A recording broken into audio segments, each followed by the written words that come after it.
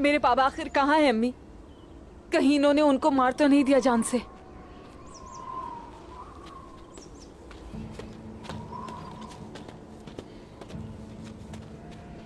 नहीं मारा, वो जिंदा है बेटी।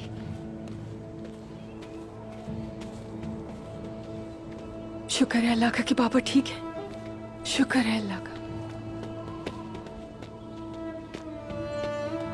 आप ठीक हैं, अल्लाह का शुक्र है।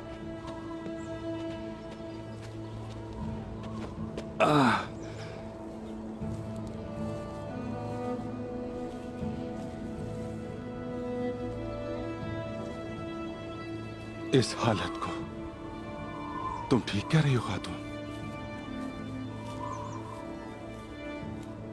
अल्लाह हमारी मदद करे।